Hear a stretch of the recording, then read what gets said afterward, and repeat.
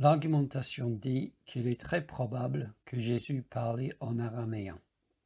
Mais le Nouveau Testament est écrit en grec, n'est-ce pas? Donc, nous n'avons pas les paroles exactes de Jésus dans la Bible. L'autre argumentation, qui a la même conclusion, dit que ce que nous retrouvons dans les évangiles est souvent un résumé du discours de Jésus, un condensé des paroles de Jésus, car certains récits diffèrent sur les paroles exactes de Jésus. Par exemple, le Notre Père n'a pas les mêmes paroles si on écoute Jésus dans Matthieu 6 ou dans Luc 11. Dans Luc, Jésus dit beaucoup moins que dans Matthieu. Donc il est probable que nous avons dans les évangiles un résumé des paroles de Jésus, plutôt qu'une transcription mot pour mot de ce que Jésus a dit. Et si cela est le cas, alors nous ne pouvons pas dire que dans le Nouveau Testament, nous avons des paroles exactes de Jésus, car nous savons tous qu'un résumé ou une paraphrase n'est pas la même chose que les paroles exactes.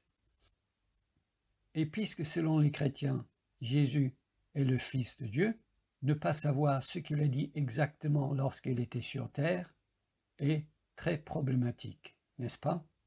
Car ce que nous avons est ce que Matthieu pense que Jésus a dit, ou ce que Marc pense que Jésus a dit, etc. J'ai trois réponses à cette objection. La première réponse est que quand les protestants comme moi, quand nous disons que la Bible est la parole de Dieu, nous affirmons que toute parole de la Bible vient de Dieu. Tout ce que nous trouvons dans les Écritures est théopneustos, c'est-à-dire expiré par Dieu. Donc c'est un faux problème de dire que nous n'avons pas les paroles exactes de Jésus, car ce n'est pas ce que nous affirmons. Nous affirmons que ce que nous avons dans la Bible a été expiré mot pour mot par le Saint-Esprit, et donc que nous avons les mots exacts du Saint-Esprit, et donc que nous avons les mots exacts de Dieu. Rien que cette réponse, à elle toute seule, suffit à balayer l'objection. Mais continuons. Deuxième réponse. Nous ne sommes pas sûrs que Jésus n'a pas enseigné en grec. Certains historiens chrétiens affirment que Jésus aurait été capable d'enseigner en grec et que le peuple l'aurait compris. De plus, si certaines phrases sont traduites en araméen dans la Bible, ceci pourrait signifier non pas que Jésus parlait constamment en araméen, mais justement, au contraire, que Jésus parlait dans ces cas précis en araméen et que ces cas précis ont été laissés tels quels pour cette raison-là. Comme par exemple quand Jésus parle à la fille de Jairus ou quand Jésus crie sur la croix « Eloi, Eloi, lama sabachthani ». Peut-être ces paroles en araméen ont été laissées là, non pas parce que Jésus parlait tout le temps en araméen, mais justement parce que dans ces cas précis, et uniquement dans ces cas précis, Jésus parlait en araméen. Donc l'affirmation que Jésus ne parlait qu'en araméen n'est pas prouvée et est, il me semble, impossible à prouver. Ce sont des questions intéressantes, mais qui ne changent rien pour nous concernant l'inspiration de la Bible. Encore une fois, notre affirmation est que les Écritures sont inspirées de Dieu. Ce qui est écrit est inspiré de Dieu. Troisième réponse. Nous avons mieux que les paroles exactes de Jésus. Oui, nous avons mieux que les paroles exactes de Jésus. Nous avons le sens exact de Jésus. La Bible est écrite en proposition. Une proposition est le sens d'une phrase. Par exemple, la proposition « le chien est noir » et la proposition « the dog is black » est la même proposition. Car une proposition n'est pas les mots, mais une proposition est le sens des mots. Les linguistes font la différence entre un acte locutoire et un acte illocutoire. C'est la différence entre ce que l'on dit et le sens de ce que l'on dit, ou ce que l'on dit et le but de ce que l'on dit. Et ils font cette différence, les linguistes, parce que parfois les paroles exactes peuvent être ambiguës, voire trompeuses. Par exemple, je peux dire « Mais quelle bonne idée !» Les mots que j'utilise signifient que j'approuve l'idée de mon interlocuteur, n'est-ce pas? Le message mot pour mot de la phrase est une approbation. Sauf que si je dis les mêmes mots ainsi, mais quelle bonne idée! Ça change le sens de la proposition. Le sens de la proposition ainsi dite est que je trouve son idée mauvaise. Dans ce deuxième cas, mais quelle bonne idée! Le sens est le contraire des mots utilisés. Les mots exacts disent que c'est une bonne idée, c'est l'acte locutoire. Mais le sens de la proposition, le message que je veux communiquer avec les mots, est que c'est une mauvaise idée, c'est l'acte illocutoire. Et donc, le sens est le contraire des mots utilisés. Et nous utilisons cette technique littéraire assez couramment, souvent dans les phrases ironiques ou sarcastiques. Or, ce que nous avons dans la Bible est le sens précis de ce que Jésus voulait dire. Ce que nous avons dans la Bible, c'est le sens précis de ce que Jésus voulait dire. C'est donc mieux que d'avoir les paroles exactes, n'est-ce pas? Car le sens est plus important que les mots exacts.